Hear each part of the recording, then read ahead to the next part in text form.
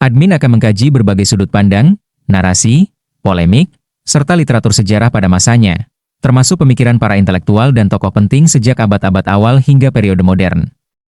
Kajian ini bertujuan untuk menelaah berbagai kritik, baik yang disampaikan secara lisan maupun melalui catatan literatur, mengenai keberadaan Yesus sebagai manusia sekaligus Tuhan sebagaimana diyakini dalam tradisi Kristen.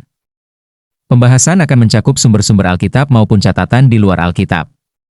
Melalui pendekatan tersebut, admin akan menghadirkan sampel kajian yang sederhana namun menyeluruh sebagai upaya penelusuran dan pembuktian historis mengenai keberadaan Yesus selama hidupnya di dunia. Terdapat berbagai pandangan historis mengenai pribadi Yesus dalam perjalanan peradaban manusia, baik dari kalangan agama, intelektual, maupun para kritikus dan sejarawan. Pandangan-pandangan tersebut mencakup pembahasan mengenai sisi kemanusiaan maupun keilahian Yesus. Dalam pembahasan ini, admin akan memaparkan beragam perspektif yang mewakili keseluruhan pandangan tersebut secara menyeluruh dan objektif. Topik ini diangkat karena Alkitab pada dasarnya tidak bersifat anti-kritik, melainkan terbuka terhadap berbagai bentuk kritik dan kajian yang telah disuarakan sejak abad pertama hingga masa kini. Mengenai keberadaan Yesus, berbagai sumber telah memberikan dasar yang kuat, baik melalui catatan Alkitab, dokumen sejarah abad awal, maupun pandangan dari sumber-sumber non-Kristen yang turut mengakui keberadaan Yesus sebagai tokoh historis dalam sejarah manusia. Oleh karena itu, pembahasan kali ini tidak akan dimulai dari pertanyaan retoris yang bersifat polemis, seperti, apakah Yesus benar-benar ada? Atau, apakah Yesus benar-benar disalibkan? Melainkan dari landasan kajian yang lebih mendasar dan akademis, yaitu, siapakah Yesus dalam sejarah? Kesaksian sezaman dari salah satu murid Yesus, yaitu Rasul Yohanes, terlebih dahulu memperkenalkan identitas Yesus sebagai Sang Firman melalui Yohanes 1:1-3 yang berbunyi, pada mulanya adalah Firman. Firman itu bersama-sama dengan Allah dan Firman itu adalah Allah. Ia pada mulanya bersama-sama dengan Allah. Segala sesuatu dijadikan oleh Dia dan tanpa Dia tidak ada sesuatu pun yang telah jadi dari segala yang telah dijadikan. Pernyataan tersebut merupakan bagian yang telah banyak dikaji dalam tradisi kekristenan. Yohanes 1:1-3 telah menjadi objek pembahasan berbagai tokoh Kristen, ahli teologi, dan penafsir Alkitab dalam kajian Biblika, sehingga maknanya dikenal luas dalam studi teologis maupun historis. Dalam pembahasan kali ini, admin akan menggunakan pendekatan penafsiran yang lebih mendalam namun tetap sederhana untuk dipahami, melalui analisis sejarah, pandangan para filsuf, serta berbagai pendapat yang relevan dan dapat dipertimbangkan dalam studi analitis ini. Sebab itu, admin akan mengawali dasar penggalian kali ini tentang siapakah Yesus melalui sudut pandang Alkitab terlebih dahulu, yaitu dimulai dari kesaksian sezaman mengenai Yesus juga disampaikan melalui para rasul atau murid-muridnya. Beberapa di antaranya menuliskan 4 Injil pada abad awal, yaitu Injil Matius, Markus, Lukas, dan Yohanes. Perbedaan dalam gaya penulisan keempat Injil tersebut menunjukkan bahwa masing-masing penulis memandang kehidupan Yesus dari sudut pandang yang berbeda, dengan tujuan penulisan dan sasaran pembaca yang juga berbeda pada masanya. Selain itu, setiap penulis memiliki penekanan teologis yang khas mengenai Yesus dari Nazaret, sehingga menghasilkan gaya penulisan yang unik. Meskipun demikian, inti pesan yang disampaikan tetap sama, hanya fokus pembahasannya yang berbeda satu sama lain. Injil Markus diperkirakan merupakan Injil yang ditulis paling awal. Injil ini menekankan Yesus sebagai Mesias yang menderita namun penuh kuasa, dan kemungkinan ditujukan kepada jemaat Kristen non-Yahudi di wilayah Romawi. Sementara itu, Injil Matius banyak mengacu pada kutipan-kutipan Perjanjian Lama untuk menunjukkan bahwa Yesus adalah Mesias dan Raja yang telah dijanjikan, sehingga lebih dekat dengan pembaca Yahudi Kristen yang memahami tradisi Yahudi. Injil Lukas ditulis oleh Lukas, seorang tabib yang menggunakan gaya bahasa yang teratur dan sistematis layaknya seorang sejarawan. Penulisannya memuat uraian yang rinci mengenai kelahiran dan pelayanan Yesus, dengan penekanan pada kasih, belas kasihan, perhatian terhadap orang miskin, perempuan, orang berdosa, dan bangsa-bangsa lain. Lukas juga dikenal sebagai penulis kitab Kisah Para Rasul. Berbeda dengan ketiga Injil sebelumnya, Rasul Yohanes menulis Injil Yohanes dengan gaya yang lebih mendalam secara rohani dan teologis. Injil ini memberikan penekanan khusus pada identitas ilahi Yesus, disertai percakapan-percakapan teologis yang lebih reflektif serta penggunaan banyak unsur simbolis dalam penyampaiannya.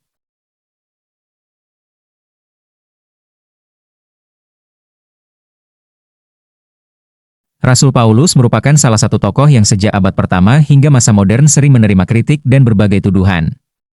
Tidak jarang muncul pandangan yang dibangun atas dugaan dan asumsi liar bahwa Paulus hanyalah pembawa ajaran Kristen yang tidak pernah bertemu langsung dengan Yesus selama pelayanannya di dunia. Namun demikian, dalam catatan Alkitab, khususnya Kisah Para Rasul 9 ayat 15, Paulus dinyatakan sebagai alat pilihan Tuhan untuk memberitakan nama Yesus kepada bangsa-bangsa lain, para raja, dan orang-orang Israel. Keberadaan Paulus sebagai rasul juga memperoleh legitimasi melalui perjalanan hidupnya sendiri. Sebelum bertobat, ia dikenal sebagai penganiaya jemaat Tuhan yang sangat keras. Akan tetapi, kehidupannya berubah setelah mengalami perjumpaan dengan Tuhan Yesus dalam perjalanan menuju Damaskus. Peristiwa tersebut menjadi titik awal pertobatannya, dan sejak saat itu Paulus mulai memberitakan Yesus. Setelah itu, ia pergi ke Yerusalem untuk bertemu dengan para rasul dan jemaat mula-mula, kemudian melanjutkan perjalanan ke Tarsus, kota asalnya.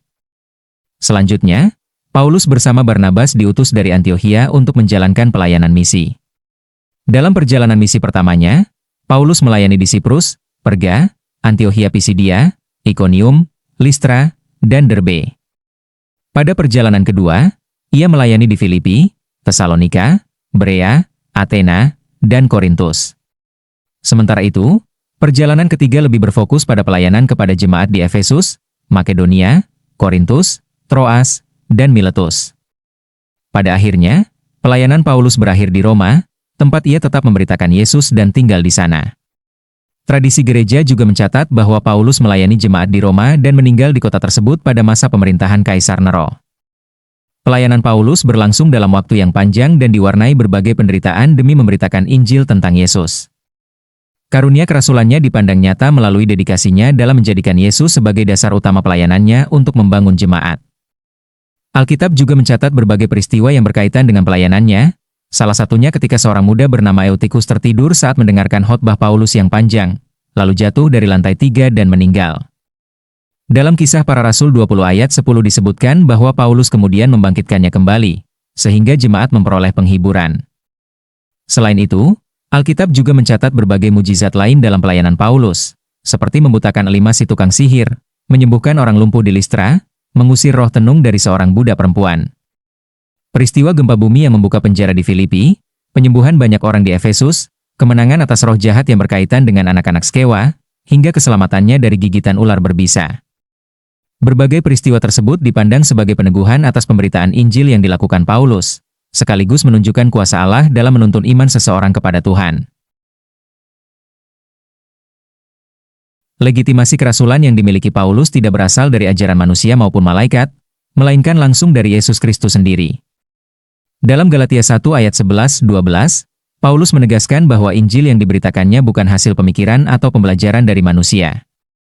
Penegasan ini muncul karena pada saat itu terdapat tuduhan di tengah jemaat dan kalangan Yahudi Kristen bahwa Paulus telah mengubah Injil dengan menambahkan syarat hukum Taurat sebagai bagian dari keselamatan.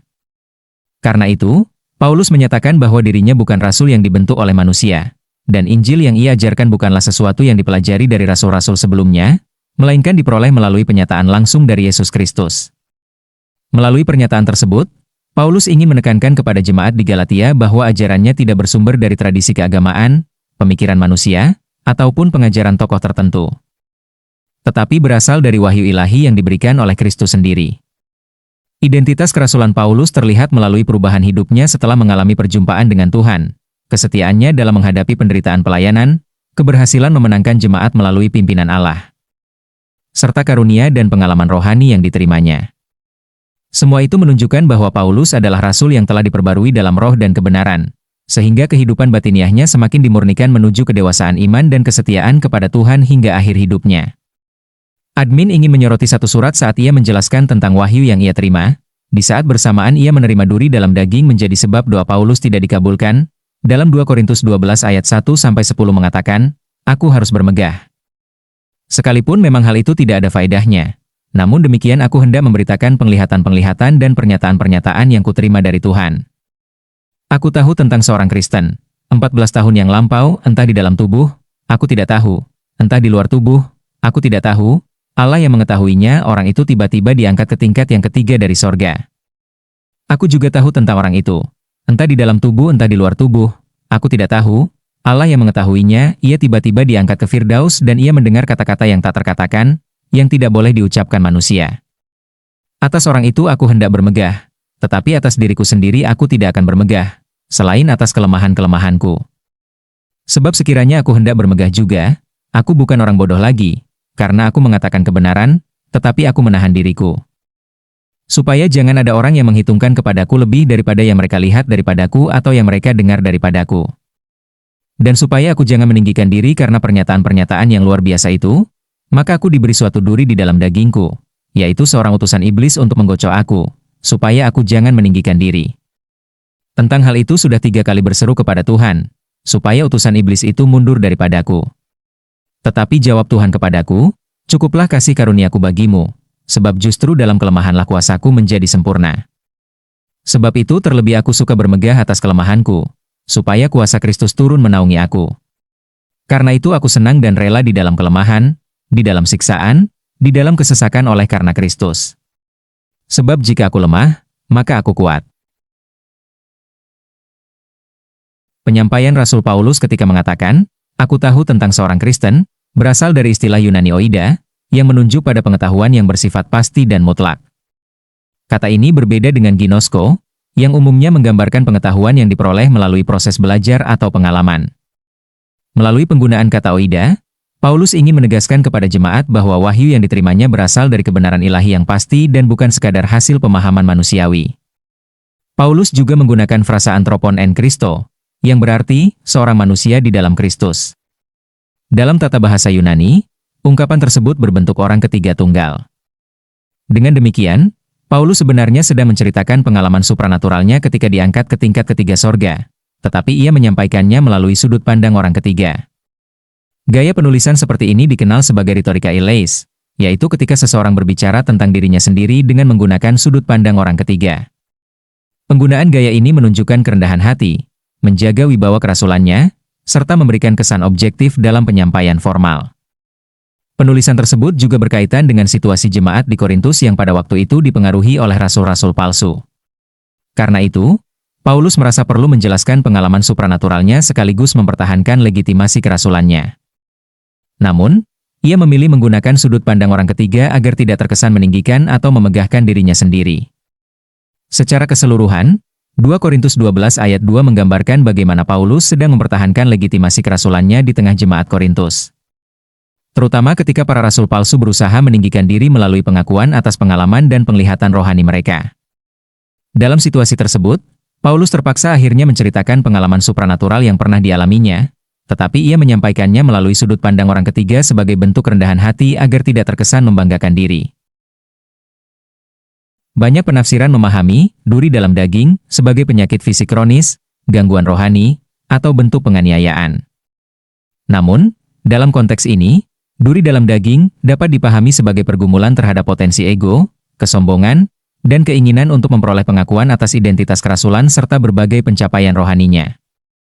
Paulus menyadari bahwa karunia-karunia besar yang dimilikinya, pengalaman supranatural, keberhasilan pelayanan, serta wahyu yang diterimanya langsung dari Yesus Kristus dapat menjadi celah utusan iblis dapat menjerumuskannya ke dalam kesombongan manusiawi.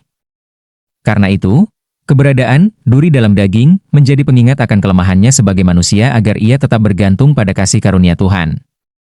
Melalui gaya penulisan yang penuh kerendahan hati ini, Paulus juga ingin mengajarkan jemaat Korintus untuk membedakan pengalaman rohani yang sejati dari pengalaman yang hanya didorong oleh ego, manipulasi emosi, dan keinginan akan pengakuan diri sebagaimana yang ditunjukkan oleh para rasul palsu. Paulus menekankan bahwa kehidupan rohani yang benar tidak berpusat pada kebanggaan terhadap manifestasi supranatural, melainkan pada kesadaran akan kelemahan manusia dan ketergantungan penuh kepada kasih karunia Tuhan. Ketika Tuhan tidak mengabulkan doa permohonan Paulus untuk mencabut duri dalam daging tersebut, hal itu menunjukkan bahwa Tuhan tetap memegang otoritas tertinggi dalam hidupnya. Penolakan tersebut bukanlah tanda bahwa Tuhan meninggalkannya, melainkan bukti bahwa kasih karunia Tuhan bekerja secara sempurna dalam kelemahan manusia. Dengan segala pencapaian kerasulannya, Paulus tetap seorang manusia yang rentan terhadap dosa dan kelemahan. Ia bukan pribadi yang sempurna tanpa dosa, melainkan seseorang yang pernah hidup dalam dosa dan kemudian mengalami transformasi pertobatan melalui perjumpaannya dengan Tuhan. Oleh sebab itu, keberhasilan pelayanannya tidak menjadikannya kebal terhadap dosa, tetapi justru membuatnya semakin bergantung sepenuhnya pada manifestasi kasih karunia Tuhan, bukan yang berlebih maupun kaya, melainkan cukup untuk memelihara iman dan kesetiaannya hingga akhir hidupnya. Karena itu, ketika muncul tudingan dari pihak di luar kekristenan yang menyatakan bahwa Paulus tidak mengenal Yesus, atau bahwa orang Kristen sebenarnya adalah pengikut Paulus dan bukan pengikut Kristus, maka melalui kajian ini dapat dipahami bahwa surat-surat Paulus dalam Perjanjian Baru menjadi salah satu bukti penting mengenai legitimasi kerasulannya. Melalui 13-14 suratnya dalam Perjanjian Baru, Paulus menegaskan bahwa pengajaran yang ia sampaikan berasal dari pewahyuan ilahi yang sejati dan diterima langsung dari Yesus Kristus. Selain itu, kehidupan imannya yang ditandai oleh kerendahan hati, ketergantungan kepada kasih karunia Tuhan, dan pengakuan atas kelemahan manusiawinya menunjukkan bahwa pelayanan Paulus berpusat pada Kristus, bukan pada dirinya sendiri. Berbeda dengan Paulus ya teman-teman, admin membuat konten ini dengan penekanan logika pada studi Alkitabiah. Karena admin tidak berani menganggap diri sebagai rasul dan dengan percaya diri mengatakan bahwa apa yang admin pikirkan berasal dari pimpinan Roh Tuhan. Semuanya itu biar Tuhan yang menilai admin sendiri. Apakah upah atau penghukuman di hari penghakiman saat kedatangan Kristus yang kedua kali dinyatakan? Semua pembahasan ini admin lakukan dalam pembelajaran dan kajian secara sederhana juga cermat menggunakan batasan-batasan teologi, dengan memperhatikan berbagai pandangan narasi, sejarah, tokoh, kelompok masyarakat untuk membuktikan Alkitab tidak antikritik dan tetap relevan digunakan sebagai pedoman hidup sepanjang zaman, sebab di dalamnya tertulis berdasarkan firman dari Tuhan yang hidup.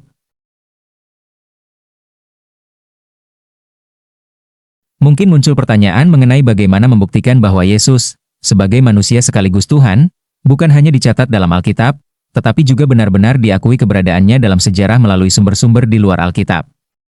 Dalam kajian sejarah, kesaksian dari sumber non-Kristen menjadi penting karena memberikan konfirmasi eksternal terhadap peristiwa-peristiwa yang dicatat dalam Alkitab. Oleh sebab itu, keberadaan Yesus tidak hanya dipahami sebagai klaim iman Kristen, tetapi juga sebagai fakta sejarah yang diakui oleh banyak peneliti dan catatan kuno. Berbagai sumber non-Kristen menunjukkan bahwa Yesus benar-benar pernah dilahirkan, hidup di tengah masyarakat Yahudi, melakukan pelayanan, memiliki murid-murid, dan akhirnya disalibkan oleh pemerintahan Romawi. Banyak sejarawan modern juga menyimpulkan bahwa Yesus merupakan tokoh sejarah yang nyata, dikenal sebagai seorang pengkhotbah Yahudi pada abad pertama yang memiliki pengaruh besar pada zamannya. Meskipun demikian, di luar kekristenan terdapat berbagai pandangan mengenai identitas Yesus. Sebagian hanya memandangnya sebagai tokoh revolusioner, guru moral, atau pengajar tentang kasih dan etika kehidupan, sementara yang lain menganggapnya sebagai tokoh besar, tetapi bukan Tuhan.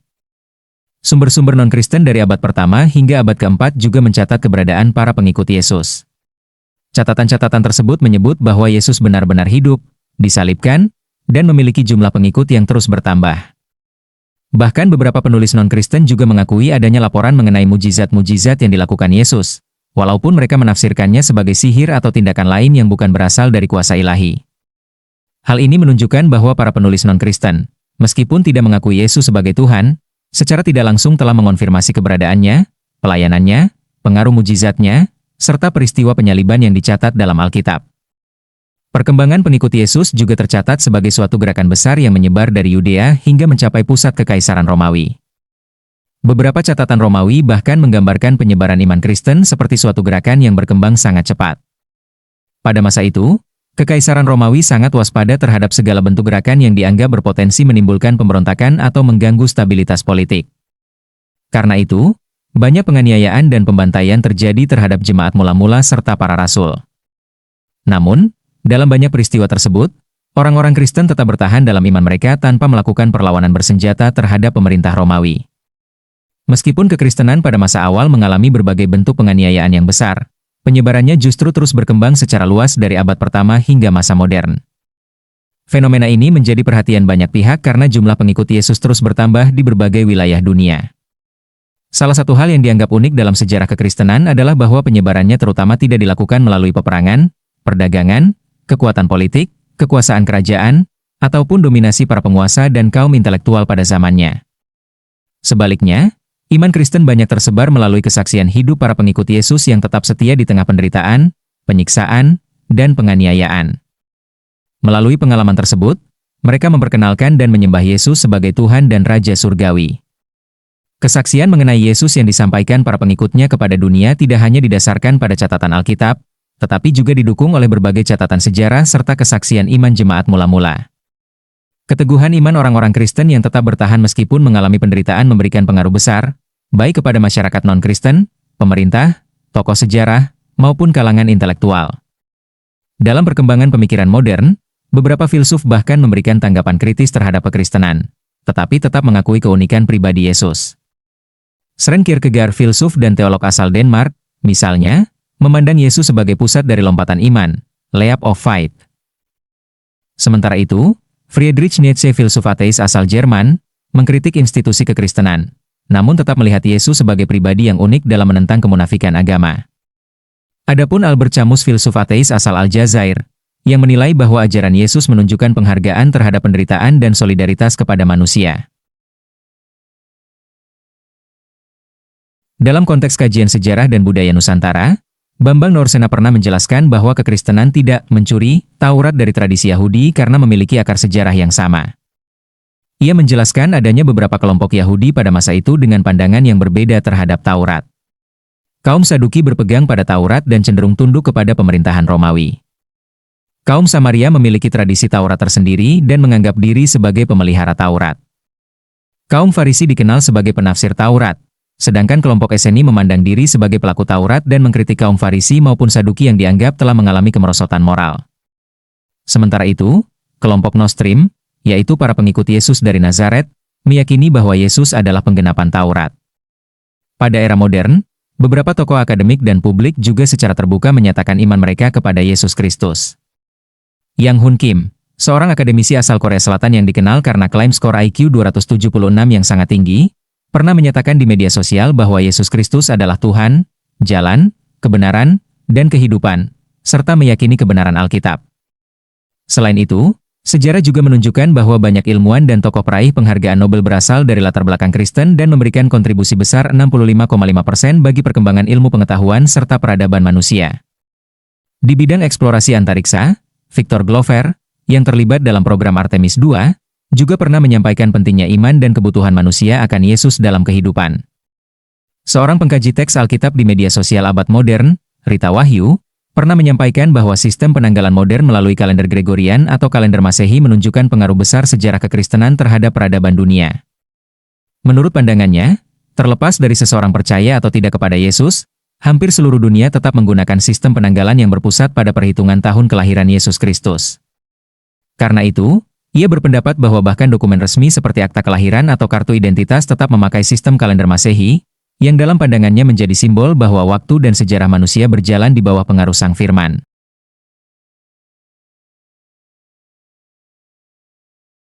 Berangkat dari pernyataan tersebut, admin akan lakukan kajian sederhana yang menghubungkan teologi, sejarah, serta ilmu pengetahuan kuno dan modern mengenai kelahiran Yesus Kristus sebagai Mesias. Dalam Injil Matius pasal 2, dicatat kisah orang-orang Majus dari timur, yang merupakan imam astronomi dari wilayah timur, yang kemungkinan besar dari Persia, Iran modern. Atau Babilonia, Irak modern, yang melihat tanda bintang dan datang ke Yerusalem untuk menyembah raja orang Yahudi. Peristiwa ini dipahami sebagai salah satu catatan Alkitab mengenai fenomena langit yang berkaitan dengan kelahiran Yesus. Menjelang awal abad pertama Masehi, sekitar tahun 5 atau 4 sebelum Masehi, 14 astronom Tiongkok pada masa dinasti Han juga mencatat munculnya fenomena langit yang tidak biasa berupa bintang tamu atau objek terang di langit. Catatan tersebut ditemukan dalam kronik kuno seperti Hanshu atau Kitab Han. Sejumlah peneliti modern kemudian mengaitkan fenomena ini dengan kemungkinan yang berhubungan dengan bintang Bethlehem yang disebutkan dalam Injil. Dalam tradisi Tiongkok kuno, fenomena astronomi sering dipahami sebagai tanda perubahan besar yang berkaitan dengan pemerintahan, dunia spiritual, atau peristiwa penting dalam sejarah manusia. Selain itu, terdapat pula catatan pada masa Kaisar Guangwu dari dinasti Han Timur yang menyebut adanya perubahan fenomena langit, termasuk ungkapan dekrit pengampunan Kaisar, Great Amnesty. Dalam teks klasik Hou Hanshu berbunyi demikian, yin dan yang telah tertukar secara keliru, dan matahari serta bulan mengalami gerhana, dan dosa semua orang ditimpakan pada satu orang. Pengampunan diproklamasikan kepada semua orang di bawah surga. Catatan resminya berbunyi, gerhana pada hari Guihai, manusia dari surga meninggal. Dalam budaya politik religius Tiongkok kuno, fenomena langit sering dianggap sebagai tanda surgawi yang berkaitan dengan perubahan besar atau peringatan ilahi.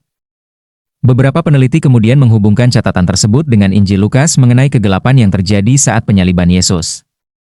Walaupun demikian, penafsiran terhadap fenomena tersebut masih diperdebatkan dan dapat dipahami sebagai fenomena atmosfer, badai debu, awan tebal, atau bahkan dipandang sebagai peristiwa supranatural yang tidak dapat dijelaskan sepenuhnya melalui astronomi biasa. Tradisi Yunani dan Romawi kuno juga memiliki pandangan serupa mengenai fenomena astronomi. Dalam budaya mereka, kemunculan komet, bintang terang, atau tanda langit lainnya sering dianggap berkaitan dengan kelahiran atau kematian tokoh besar. Karena itu, konsep mengenai bintang sebagai tanda kelahiran Raja Mesias dalam Injil menjadi sesuatu yang dapat dipahami dalam konteks budaya dunia kuno. Beberapa astronom dan tradisi Yunani Babilonia, termasuk yang berkaitan dengan karya Hipparchus dan Claudius Ptolemy, juga mencatat berbagai fenomena astronomi pada periode sekitar tahun 7 hingga 5 sebelum Masehi yang oleh sebagian peneliti modern dikaitkan dengan kemungkinan fenomena bintang Bethlehem. Berdasarkan berbagai catatan tersebut, dapat dipahami bahwa sejumlah bangsa di luar wilayah Yahudi kemungkinan juga memperhatikan tanda-tanda langit yang dianggap penting pada masa kelahiran Yesus Kristus. Kehadiran orang Majus dalam Injil sendiri menunjukkan bahwa perhatian terhadap fenomena astronomi tidak hanya berasal dari bangsa Israel, melainkan juga dari dunia Persia dan wilayah timur lainnya. Dengan demikian, kisah mengenai tanda surgawi dalam kelahiran Yesus tidak hanya muncul dalam tradisi Alkitab, tetapi juga memiliki kemiripan dengan berbagai catatan sejarah dan budaya kuno pada masa itu. Beberapa penulis Kristen awal juga mengutip sumber-sumber sejarah non-Kristen mengenai fenomena yang berkaitan dengan penyaliban Yesus. Julius Africanus, misalnya, pada abad ketiga mengutip tulisan sejarawan Mediterania bernama Thallus yang diduga pernah menjelaskan peristiwa kegelapan saat penyaliban Yesus dan menghubungkannya dengan gerhana matahari. Kutipan tersebut kemudian diteruskan oleh George Schinchellus dan Eusebius of Caesarea dalam karya sejarah mereka. Konklusi.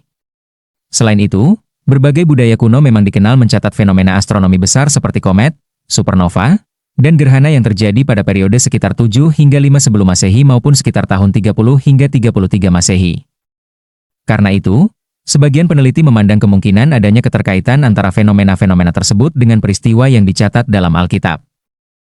Kesimpulan sederhananya adalah bahwa kisah mengenai tanda bintang saat kelahiran Yesus dan kegelapan saat penyalibannya tidak hanya dicatat dalam tradisi Alkitab, tetapi juga memiliki kemiripan dengan sejumlah catatan dan interpretasi budaya kuno seperti Tiongkok, Babilonia, Yunani, dan Romawi.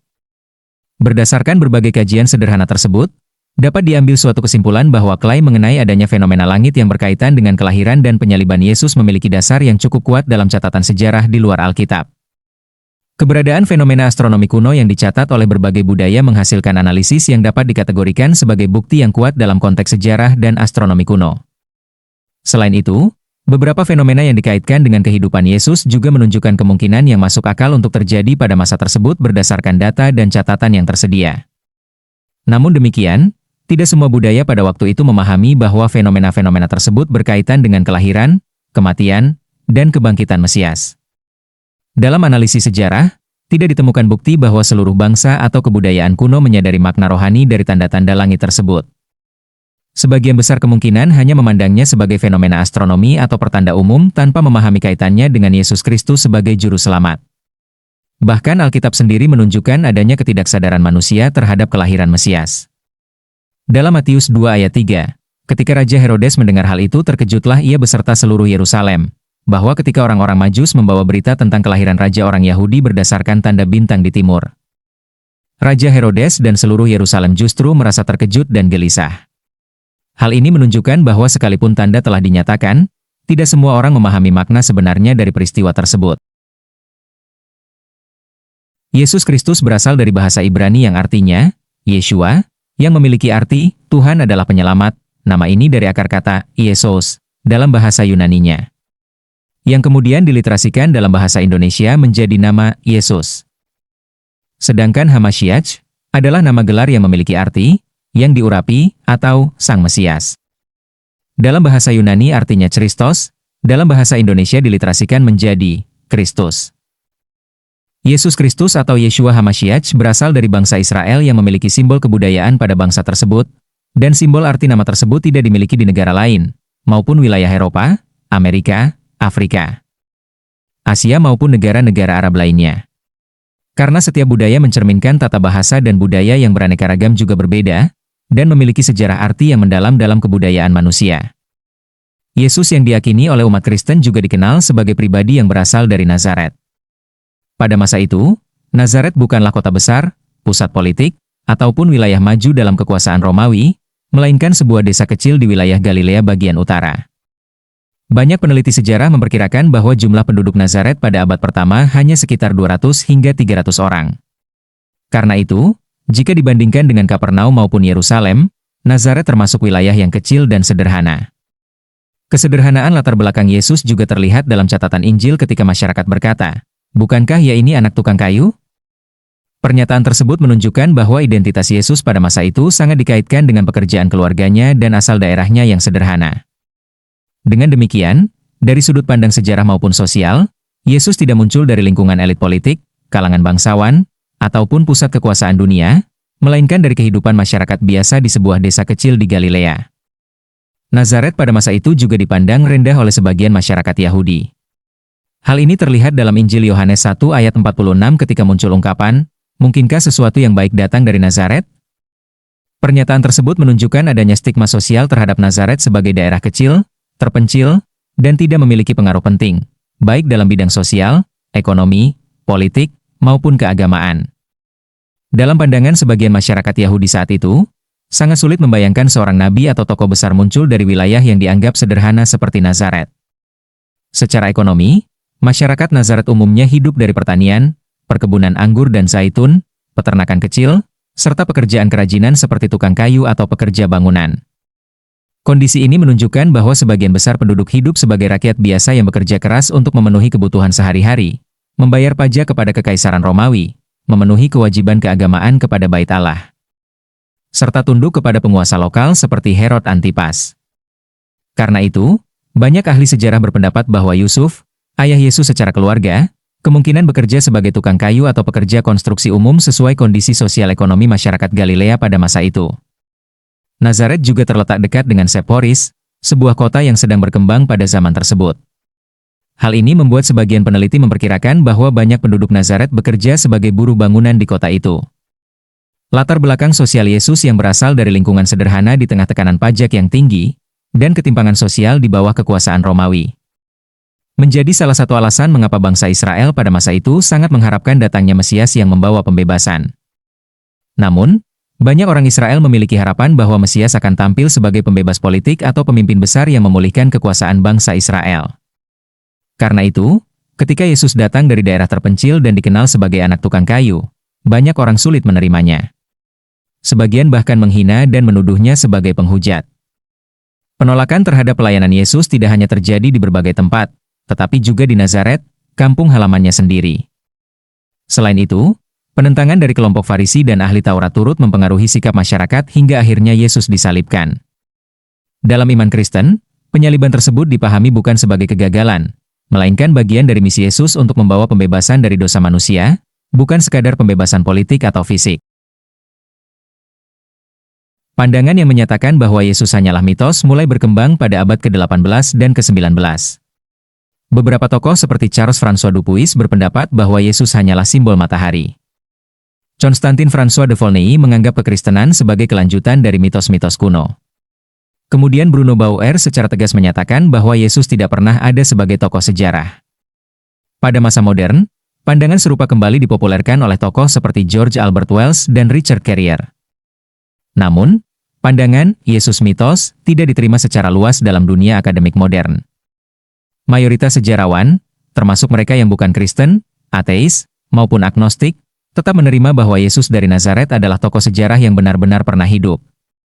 Bart D. Ehrman, seorang agnostik dan ateis, yang dikenal sebagai seorang agnostik, menyatakan bahwa teori Yesus mitos memiliki dasar yang sangat lemah.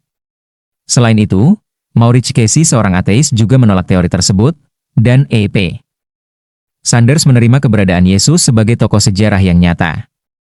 Dalam catatan sejarah dari abad pertama hingga abad keempat, pada dasarnya tidak ditemukan penolakan terhadap keberadaan Yesus sebagai tokoh sejarah. Pandangan yang menyatakan bahwa Yesus hanyalah mitos, yang kemudian dikenal sebagai teori mitos Yesus Kristus, justru berkembang jauh setelah periode tersebut. Karena itu, Banyak peneliti menilai bahwa keberadaan Yesus sebagai pribadi historis telah diterima secara umum sejak masa awal kekristenan. Salah satu sumber paling awal yang mendukung keberadaan Yesus berasal dari Paul the Apostle atau Paulus dari Tarsus. Dalam surat-suratnya yang ditulis sekitar tahun 50-an Masehi, Paulus menyatakan bahwa Yesus benar-benar pernah hidup dan disalibkan. Selain itu, terdapat pula catatan dari Flavius Josephus, seorang sejarawan Yahudi abad pertama yang bukan berasal dari kalangan Kristen. Josephus menuliskan tentang keberadaan Yesus, pelayanannya, penyalibannya oleh Pontius Pilatus atas desakan para pemimpin agama Yahudi, serta keyakinan para pengikutnya bahwa Yesus menampakkan diri kembali kepada mereka setelah kematiannya. Dalam kajian sejarah, catatan tersebut dipandang penting karena menunjukkan bahwa keyakinan mengenai Yesus telah dikenal luas pada masa awal, bukan sekadar berkembang sebagai doktrin teologis di kemudian hari. Selanjutnya, Tacitus, seorang sejarawan Romawi yang dikenal karena analisisnya terhadap politik dan perilaku manusia dalam sejarah Kekaisaran Romawi, juga mencatat keberadaan umat Kristen pada masa pemerintahan Nero. Tacitus menjelaskan bahwa orang-orang Kristen pada waktu itu mengalami tuduhan, fitnah, kebencian, dan penyiksaan dari masyarakat maupun pemerintah Romawi. Dalam tulisannya, ia menyebut bahwa Kristus atau Kristus dihukum dengan istilah supplicium extremum, yaitu bentuk hukuman mati yang sangat berat dan umumnya dipahami merujuk pada penyaliban. Catatan lain berasal dari Pliny the Younger, yang menulis surat kepada Kaisar Romawi mengenai perilaku umat Kristen. Dalam surat tersebut, Pliny menyatakan bahwa orang-orang Kristen menyembah Kristus sebagai sosok ilahi. Hal ini menunjukkan bahwa sejak masa yang sangat awal, para pengikut Yesus telah menjalankan bentuk penyembahan kepadanya. Pada abad kedua, filsuf Yunani Celsus juga mengakui bahwa Yesus merupakan tokoh sejarah yang nyata.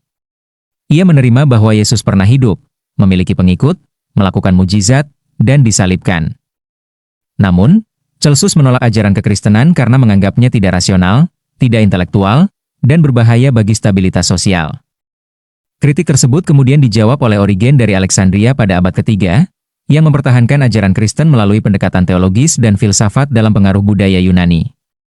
Konklusi, berbagai sumber sejarah tersebut menunjukkan bahwa keberadaan Yesus tidak hanya dicatat dalam Alkitab, tetapi juga didukung oleh catatan sejarah Yahudi, Yunani, dan Romawi di luar tradisi Kristen. Oleh sebab itu, banyak sejarawan kuno maupun modern berpendapat bahwa teori yang menyatakan Yesus hanyalah mitos tidak memiliki dasar historis yang kuat.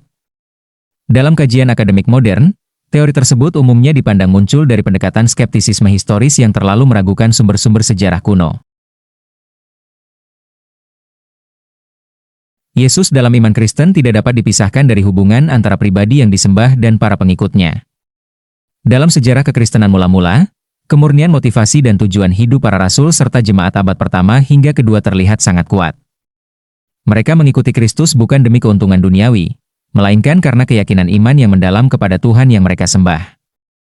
Karena itu, pengikut Yesus dipandang memiliki karakter dan kehidupan yang memancarkan kemurnian yang berbeda dari nilai-nilai dunia pada umumnya. Dalam Alkitab, identitas Yesus Kristus juga dikaitkan dengan berbagai nubuatan yang dipahami oleh umat Kristen sebagai penggenapan Mesias. Mazmur 110 ayat 1 menyatakan, "Demikianlah firman Tuhan kepada Tuanku, duduklah di sebelah kananku, sampai kubuat musuh-musuhmu menjadi tumpuan kakimu." Sementara itu, Daniel 7 ayat 13 menggambarkan sosok anak manusia yang datang dengan awan-awan dari langit dan dibawa ke hadapan yang lanjut usianya. Gambaran tersebut kemudian dipahami kembali dalam Kisah Para Rasul 7 ayat 56 ketika Stefanus menyatakan bahwa ia melihat langit terbuka dan anak manusia berdiri di sebelah kanan Allah. Dalam pemahaman iman Kristen, ayat-ayat tersebut menunjuk pada kerajaan Kristus yang bersifat ilahi dan tidak berasal dari sistem dunia ini. Identitas Yesus sebagai Tuhan juga tercermin melalui kehidupan para pengikutnya. Mereka menyembah Kristus dengan sikap rela melayani, merendahkan diri, dan tetap setia di tengah penderitaan. Model kepemimpinan yang diajarkan Yesus dipandang berbeda dari pola kepemimpinan dunia yang sering berpusat pada kekuasaan dan kemuliaan manusia. Karena itu, kehidupan para pengikut Kristus menjadi cerminan dari nilai kerajaan Allah yang bertolak belakang dengan pola hidup duniawi. Iman Kristen tidak hanya berfokus pada kehidupan sementara di dunia, tetapi pada pengharapan akan kerajaan Kristus yang kekal dan sempurna. Kesediaan orang-orang Kristen mula-mula untuk menderita demi iman mereka dipandang sebagai bentuk pengharapan dan lompatan iman yang melampaui kepentingan duniawi. Dalam kitab Wahyu pasal 2 dan 3, terdapat 7 jemaat yang menerima pesan dari Kristus, yaitu jemaat di Efesus, Smyrna, Pergamum, Tiatira, Sardis, Philadelphia, dan Laodicea. Dari ketujuh jemaat tersebut, Hanya Smyrna dan Philadelphia yang tidak menerima teguran moral dari Kristus, melainkan pujian atas kesetiaan mereka. Salah satu tokoh penting dari jemaat Smyrna adalah Polycarp, murid Rasul Yohanes yang dikenal karena kesetiaannya dalam menghadapi penganiayaan. Polycarp mengalami kemartiran pada usia lanjut, sekitar 86 tahun, dengan dihukum mati melalui pembakaran pada masa Kekaisaran Romawi. Dalam tradisi gereja awal yang dicatat dalam Martyrdom of Polycarp, ia dikenal karena jawabannya ketika diminta menyangkal Kristus di hadapan otoritas Romawi. 86 tahun aku telah melayani dia. Dan ia tidak pernah berbuat salah kepadaku. Bagaimana mungkin aku menghujat rajaku yang telah menyelamatkanku? Pernyataan tersebut dipandang sebagai simbol kesetiaan iman sampai mati. Latar belakang kota Smyrna sendiri penting dalam memahami penderitaan jemaat mula-mula. Smyrna merupakan kota pelabuhan besar di provinsi Asia Kecil dan sangat loyal kepada Kekaisaran Romawi. Kota itu juga dikenal sebagai pusat perdagangan, budaya Yunani Romawi, serta penyembahan kepada kaisar. Dalam sistem Kekaisaran Romawi saat itu, kaisar dipandang sebagai sosok ilahi yang layak disembah. Karena orang-orang Kristen menolak menyembah kaisar dan hanya menyembah Yesus Kristus, mereka sering dianggap sebagai ancaman sosial dan politik. Dalam Wahyu 2 ayat 8-11, jemaat Smyrna digambarkan mengalami penderitaan, kemiskinan, fitnah, penjara, dan penganiayaan, namun tetap setia kepada Kristus. Sementara itu, jemaat Philadelphia juga dikenal sebagai jemaat yang setia. Dalam tradisi kuno seperti Apostolic Constitutions, disebutkan kemungkinan adanya seorang pemimpin jemaat bernama Demetrius yang dikaitkan dengan malaikat jemaat tersebut. Nama Demetrius juga muncul dalam 3 Yohanes 1 ayat 12, yang menyatakan bahwa ia memiliki reputasi baik di hadapan semua orang dan dikenal hidup dalam kebenaran. Meskipun tidak banyak informasi biografis mengenai dirinya, tradisi gereja awal menggambarkan Demetrius sebagai sosok pemimpin yang setia, rendah hati, dan menjadi teladan dalam kehidupan jemaat Kristen mula-mula. Kematian para rasul dan jemaat mula-mula dalam sejarah kekristenan sering dipandang sebagai gambaran mengenai keteguhan iman dan keberanian mereka dalam memberitakan Injil. Tradisi gereja awal serta beberapa catatan sejarah Romawi menunjukkan bahwa banyak pengikut Yesus mengalami penganiayaan dan kematian karena mempertahankan iman mereka. Dalam berbagai catatan tersebut, orang-orang Kristen mula-mula digambarkan tetap setia meskipun menghadapi ancaman hukuman yang sangat berat. Beberapa sumber sejarah Romawi mencatat bentuk-bentuk penganiayaan yang terjadi pada masa Kekaisaran Romawi. Tacitus, misalnya, menulis tentang penganiayaan terhadap orang Kristen pada masa pemerintahan Nero setelah kebakaran besar kota Roma tahun 64 Masehi. Tacitus menggambarkan bahwa orang-orang Kristen dihukum dengan sangat kejam, namun tetap menunjukkan keberanian dan keteguhan dalam mempertahankan keyakinan mereka. Sementara itu, Pliny the Younger dalam suratnya kepada Kaisar Romawi menyatakan keheranannya terhadap orang-orang Kristen yang lebih memilih menghadapi kematian daripada menyangkal iman mereka. Sikap tersebut dipandang sebagai sesuatu yang tidak biasa, tetapi nyata terjadi pada komunitas Kristen awal.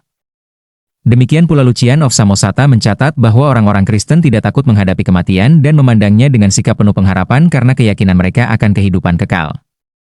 Tradisi sejarah juga menyebut bahwa pada masa Nero, sebagian orang Kristen dihukum dengan cara yang sangat kejam, seperti disalibkan, dilempar kepada binatang buas di arena, atau dibakar pada malam hari untuk dijadikan penerangan di Taman Kekaisaran. Dalam budaya Romawi saat itu, pertunjukan di arena seperti Koloseum sering dijadikan tontonan publik, dan beberapa catatan menyebut bahwa orang-orang Kristen menjadi korban dalam pertunjukan tersebut. Para Rasul Yesus sendiri dalam tradisi gereja mula-mula dikenal sebagai tokoh yang tetap setia memberitakan Injil meskipun harus menghadapi penderitaan dan kematian. Rasul Petrus menurut tradisi disalibkan secara terbalik di Roma. Rasul Andreas dikatakan disalibkan di Yunani dengan bentuk salib menyerupai huruf X. Yakobus putra Zebedeus dipenggal atas perintah Herodes. Rasul Yohanes wafat karena usia tua di Efesus, meskipun tradisi menyebut ia pernah dilempar ke dalam minyak panas pada masa pemerintahan Kaisar Domitianus sebelum akhirnya diasingkan ke Pulau Patmos. Selain itu, tradisi gereja juga mencatat bahwa Filipus disalibkan di Hierapolis, Bartolomeus dikuliti hidup-hidup dan dipenggal di Armenia, serta Rasul Thomas menurut tradisi, wafat karena ditombak 3 kali di tubuhnya di wilayah Hindia. Rasul Matius disebut dibunuh di wilayah Ethiopia atau Persia, sementara Yakobus putra Alfeus dikatakan dilempar dari bait Allah dan dipukuli hingga meninggal. Tradisi juga menyebut bahwa Thaddeus dipukul dengan pentungan atau kapak di Persia, dan Simon orang Zaalot mengalami kematian dengan cara digergaji, disalib dan dibunuh menurut beberapa macam tradisi. Adapun Yudas Iskariot meninggal karena bunuh diri setelah mengkhianati Yesus. Dalam tradisi kekristenan mula-mula, Para rasul dan jemaat awal dipandang sebagai teladan iman yang hidup dalam keberanian, kesetiaan, dan kemurnian tujuan. Mereka dikenal bukan sebagai kelompok yang menyebarkan iman melalui kekerasan atau pembunuhan, melainkan sebagai orang-orang yang justru rela menderita dan mati demi mempertahankan keyakinan mereka kepada Kristus. Yohanes Pembaptis dalam Perjanjian Baru sering dipahami sebagai nabi yang menjadi penghubung sekaligus penutup rangkaian para nabi dalam Perjanjian Lama. Dalam Yohanes 1 ayat 31 ia berkata, "Dan aku sendiri pun mula-mula tidak mengenal dia, tetapi untuk itulah aku datang dan membaptis dengan air, supaya ia dinyatakan kepada Israel." Kemudian pada Yohanes 1 ayat 33 ia kembali menyatakan, "Dan aku pun tidak mengenalnya, tetapi dia yang mengutus aku untuk membaptis dengan air telah berfirman kepadaku, jikalau engkau melihat roh itu turun ke atas seseorang dan tinggal di atasnya, dialah yang akan membaptis dengan Roh Kudus." Dalam penulisan kitab suci, pengulangan suatu pernyataan seringkali menunjukkan bahwa bagian tersebut memiliki pesan yang penting dan makna yang mendalam. Ungkapan, "Aku tidak mengenal dia," yang diulang oleh Yohanes Pembaptis menunjukkan bahwa ada makna khusus mengenai pengenalan terhadap Mesias yang dijanjikan Allah. Kata, mengenal, dalam teks Yunani menggunakan istilah hoida, yang berasal dari akar kata eidein. Kata ini merujuk pada pengetahuan yang bersifat penuh, pasti, atau menyeluruh. Dalam bentuk tata bahasa Yunani, istilah tersebut mengarah pada pengertian pengetahuan yang sempurna atau mutlak, bukan sekadar pengenalan biasa secara lahiriah. Karena itu, pernyataan Yohanes Pembaptis tidak dapat dipahami sebagai ketidaktahuan terhadap identitas Yesus bukan secara sosial atau keluarga. Dalam tradisi Alkitab, Yohanes Pembaptis memiliki hubungan keluarga dengan Yesus. Hal ini terlihat dalam Injil Lukas 1 ayat 41 ketika Maria mengunjungi Elisabet dan dicatat bahwa anak dalam kandungan Elisabet melonjak kegirangan. Dalam budaya Yahudi, hubungan keluarga, silsilah, suku, dan keturunan dicatat dengan sangat teliti. Oleh sebab itu, kemungkinan besar Yohanes telah mengenal Yesus secara manusiawi sejak sebelumnya. Makna, tidak mengenal, dalam konteks ini lebih mengarah pada ketidaktahuan Yohanes terhadap identitas rohani dan tujuan ilahi Yesus sebagai Mesias sebelum baptisan terjadi. Yohanes baru memahami sepenuhnya siapa Yesus ketika ia melihat Roh Tuhan turun dan tinggal di atasnya pada saat baptisan. Peristiwa tersebut menjadi tanda ilahi yang menegaskan kepada Yohanes bahwa Yesus adalah Mesias yang dijanjikan. Dengan demikian, pengetahuan rohani tersebut dipahami sebagai anugerah yang diberikan Tuhan kepada Yohanes Pembaptis. Hal ini juga menunjukkan bahwa sekalipun Yohanes memiliki panggilan besar sebagai nabi yang telah dinubuatkan sebelumnya, ia tetap tidak mampu mengenali Mesias secara sempurna melalui kemampuan manusiawinya sendiri. Pengenalan sejati terhadap Kristus terjadi karena penyataan dan anugerah dari Tuhan. Karena itu, baptisan pertobatan dan kelahiran baru dalam roh dan kebenaran dipandang sebagai bagian penting dalam kehidupan pengikut Kristus. Melalui pemahaman ini, muncul pertanyaan reflektif bagi setiap orang percaya. Apakah sebagai pengikut Kristus, kita sungguh mengenal Tuhan dan penebus kita dengan benar?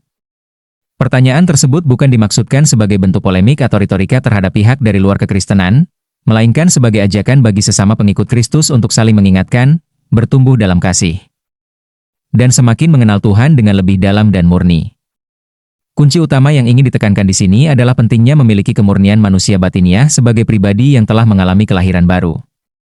Hal ini menjadi ajakan bagi setiap orang percaya untuk terus menguji diri, agar semakin berfokus kepada Yesus Kristus sebagai Tuhan dan Juru Selamat, baik dalam kehidupan pribadi, pelayanan, maupun keluarga, dengan berjalan dalam roh dan kebenaran. Sebelum masuk pada pokok pembahasan, penting untuk kembali mengingat beberapa peristiwa dalam kitab suci yang menunjukkan betapa seriusnya Tuhan memandang kemurnian hati dan pengenalan umatnya terhadap dirinya. Salah satunya adalah peristiwa penyembahan anak lembu emas oleh bangsa Israel di padang gurun ketika Musa sedang berada di Gunung Sinai untuk menerima hukum Tuhan. Dalam peristiwa tersebut, bangsa Israel bersukacita, mempersembahkan korban, dan menyembah patung anak lembu emas sambil berkata bahwa itulah ilah yang membawa mereka keluar dari Mesir. Akibat tindakan tersebut, murka Tuhan dinyatakan kepada mereka. Ketika Musa turun dan berdiri di pintu gerbang perkemahan sambil berkata, "Siapa yang memihak kepada Tuhan?" Bani Lewi datang kepadanya, dan pada hari itu sekitar 3.000 orang Israel mati karena pelanggaran tersebut. Dalam pemahaman rohani, peristiwa ini menggambarkan bahwa kurangnya pengenalan yang benar terhadap Tuhan dapat membawa manusia kepada kebinasaan rohani maupun hukuman saat 10 perintah Allah diturunkan. Tuhan menghendaki kemurnian dalam kehidupan rohani umatnya, terutama ketika mereka berada di hadapannya. Hal serupa juga terlihat dalam kitab Imamat pasal 10, ketika Nadab dan Abihu, anak-anak Harun, mempersembahkan api asing di hadapan Tuhan. Tindakan tersebut membawa hukuman dan kematian kepada mereka. Peristiwa ini menunjukkan bahwa sekalipun seseorang memiliki jabatan rohani, tanpa pengenalan yang benar dan sikap hormat kepada Tuhan, pelayanan dapat kehilangan kemurniannya. Tema yang sama juga terlihat dalam Perjanjian Baru. Dalam Kisah Para Rasul pasal 2, dicatat bahwa jemaat mula-mula menerima pencurahan Roh Kudus pada hari Pentakosta. Pada saat Rasul Petrus berkhotbah, sekitar 3.000 orang bertobat. Peristiwa ini menjadi gambaran tentang kelahiran baru melalui Roh Kudus dan kebenaran, yang membawa jemaat mula-mula kepada pengenalan yang hidup akan kuasa kebangkitan Kristus. Jika pada peristiwa anak lembu emas 3.000 orang mengalami kematian, maka pada hari Pentakosta 3.000 orang justru menerima kehidupan rohani melalui pertobatan. Tidak lama setelah itu, Kisah Para Rasul pasal 5 mencatat peristiwa kematian Ananias dan Safira yang mendustai Roh Kudus di hadapan jemaat dan para rasul. Peristiwa tersebut memberikan makna simbolis bahwa jemaat Tuhan dibangun di atas dasar kemurnian, kejujuran, dan kekudusan di hadapan Allah. Selain itu, Rasul Paulus juga menjelaskan dalam 1 Korintus 11 ayat 27-30 bahwa sebagian orang mengalami sakit bahkan meninggal karena mengambil perjamuan kudus dengan cara yang tidak layak. Hal ini menunjukkan bahwa dalam gereja mula-mula, sikap hati dan kemurnian rohani dipandang sangat serius dalam hubungan dengan Tuhan. Pada masa sekarang, konsekuensi seperti yang terjadi pada zaman gereja mula-mula mungkin tidak selalu terlihat secara langsung. Namun demikian, setiap orang percaya tetap dipanggil untuk menguji dirinya sendiri, menjaga kemurnian manusia batiniah, serta memeriksa motivasi, tujuan, tindakan, dan pelayanannya di hadapan Tuhan. Dengan demikian, kehidupan iman tidak hanya menjadi aktivitas keagamaan secara lahiriah, tetapi sungguh berakar pada pengenalan yang benar dan murni kepada Kristus.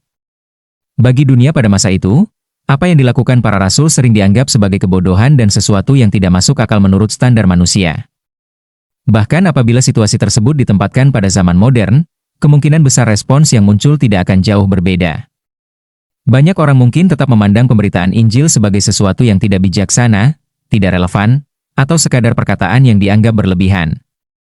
Jika membayangkan Yesus hadir dalam konteks dunia modern dengan latar belakang yang sama seperti pada abad pertama, ia tetap akan dikenal sebagai anak tukang kayu dari Nazaret. Sebuah desa kecil dan terpencil yang pada masa itu tidak memiliki pengaruh besar dalam bidang ekonomi, politik, maupun perkembangan peradaban apabila dibandingkan dengan Yerusalem dan kota-kota penting lainnya. Dalam iman Kristen, Mesias yang diyakini berasal dari surga justru datang ke dunia dalam kerendahan hati dan kesederhanaan.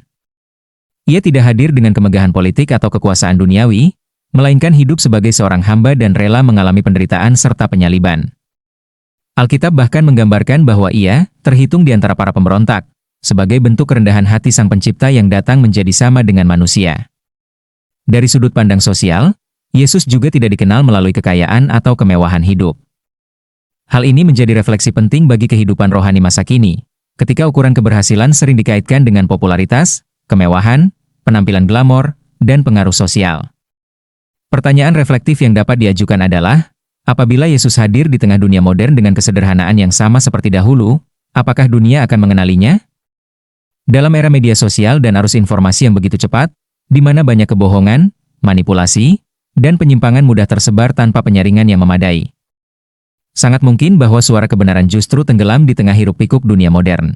Bahkan Yohanes Pembaptis dalam Perjanjian Baru dengan jujur menyatakan bahwa ia sendiri mula-mula tidak mengenali Yesus secara penuh, meskipun mereka memiliki hubungan keluarga. Pernyataan tersebut memberikan gambaran bahwa pengenalan sejati terhadap Kristus bukan hanya persoalan kedekatan lahiriah atau pengetahuan manusia, melainkan anugerah rohani yang diberikan Tuhan. Seolah ada dimensi ilahi dalam diri Kristus yang tidak dapat dipahami sepenuhnya oleh kemampuan manusia biasa tanpa penyataan dari Allah sendiri. Karena itu, apabila Yesus hadir di tengah kehidupan modern saat ini, pertanyaan terpenting bukanlah apakah dunia dapat menerimanya, melainkan apakah setiap orang sungguh mampu mengenalinya melalui kemurnian hati dan kehidupan rohaninya. Hal ini menjadi ajakan untuk menguji diri sendiri, bagaimana kehidupan pribadi, pelayanan, motivasi hati, dan relasi kita dengan Tuhan. Pada akhirnya, tidak ada alat ukur manusia yang mampu menilai secara sempurna kualitas kerohanian seseorang. Oleh sebab itu, daripada sibuk menghakimi atau menilai kehidupan orang lain, setiap orang percaya dipanggil untuk lebih dahulu memeriksa dan menguji dirinya sendiri di hadapan Tuhan dengan kerendahan hati dan ketulusan. Pengenalan dalam kemurnian manusia batiniah yang telah dilahirkan kembali dalam roh dan kebenaran akan diuji dan dihakimi Tuhan saat hari di mana kita hidup saat ini dan menuju pada penghakiman tiba. Admin sampaikan ayat penutup yang terdapat pada 1 Korintus 3 ayat 13. Sekali kelak pekerjaan masing-masing orang akan nampak. Karena hari Tuhan akan menyatakannya, sebab ia akan nampak dengan api dan bagaimana pekerjaan masing-masing orang akan diuji oleh api itu. Ulangan 4 ayat 24. Sebab Tuhan, Allahmu, adalah api yang menghanguskan, Allah yang cemburu. Penghakiman terakhir Yesus secara terus terang mengatakan pada Matius 25 ayat 31-46. Apabila Anak Manusia datang dalam kemuliaannya dan semua malaikat bersama-sama dengan dia, maka ia akan bersemayam di atas tahta kemuliaannya. Lalu semua bangsa akan dikumpulkan di hadapannya dan ia akan memisahkan mereka seorang daripada seorang, sama seperti gembala memisahkan domba dari kambing. Dan ia akan menempatkan domba-domba di sebelah kanannya dan kambing-kambing di sebelah kirinya. Dan raja itu akan berkata kepada mereka yang di sebelah kanannya, "Mari, hai kamu yang diberkati oleh Bapakku, terimalah kerajaan yang telah disediakan bagimu sejak dunia dijadikan. Sebab ketika aku lapar, kamu memberi aku makan. Ketika aku haus, kamu memberi aku minum. Ketika aku seorang asing, kamu memberi aku tumpangan. Ketika aku telanjang, kamu memberi aku pakaian. Ketika aku sakit, kamu melawat aku. Ketika aku di dalam penjara, kamu mengunjungi aku." Maka orang-orang benar itu akan menjawab dia, katanya, "Tuhan, bila manakah kami melihat engkau lapar dan kami memberi engkau makan, atau haus dan kami memberi engkau minum? Bila manakah kami melihat engkau sebagai orang asing, dan kami memberi engkau tumpangan, atau telanjang dan kami memberi engkau pakaian? Bila manakah kami melihat engkau sakit atau dalam penjara dan kami mengunjungi engkau?" Dan raja itu akan menjawab mereka, "Aku berkata kepadamu, sesungguhnya segala sesuatu yang kamu lakukan untuk salah seorang dari saudaraku yang paling hina ini, kamu telah melakukannya untuk aku." Dan ia akan berkata juga kepada mereka yang di sebelah kirinya, "Enyahlah dari hadapanku, hai kamu orang-orang terkutuk, enyahlah ke dalam api yang kekal yang telah sedia untuk iblis dan malaikat-malaikatnya. Sebab ketika aku lapar, kamu tidak memberi aku makan. Ketika aku haus, kamu tidak memberi aku minum. Ketika aku seorang asing, kamu tidak memberi aku tumpangan. Ketika aku telanjang, kamu tidak memberi aku pakaian. Ketika aku sakit dan dalam penjara, kamu tidak melawat aku." Lalu mereka pun akan menjawab dia, katanya, "Tuhan, bila manakah kami melihat engkau lapar, atau haus, atau sebagai orang asing, atau telanjang atau sakit, atau dalam penjara dan kami tidak melayani engkau?" Maka ia akan menjawab mereka, "Aku berkata kepadamu, sesungguhnya segala sesuatu yang tidak kamu lakukan untuk salah seorang dari yang paling hina ini, kamu tidak melakukannya juga untuk aku." Dan mereka ini akan masuk ke tempat siksaan yang kekal, tetapi orang benar ke dalam hidup yang kekal. After all this time, I found one. Ladies and gentlemen, a sulfur ball in the ruins of the city. This has been tested before, and these are almost, very highly pure sulfur. Look at that, look at that. A perfect sulfur ball, just like the Bible says that fire and sulfur destroyed this place. And I believe has been studied and checked and found to be almost entirely pure. Some of the purest, if not the purest, that you can find in the world is in these ashen remains. Is this not enough evidence for people to find all of these man-made looking structures, ashen remains, crumble in your hands, in the location where we're told in the Bible as evidence of God's judgment, as described by Josephus, historian, but then also finding circular, almost pure sulfur balls in the middle of the ash, in the middle of the walls and the shapes of the buildings.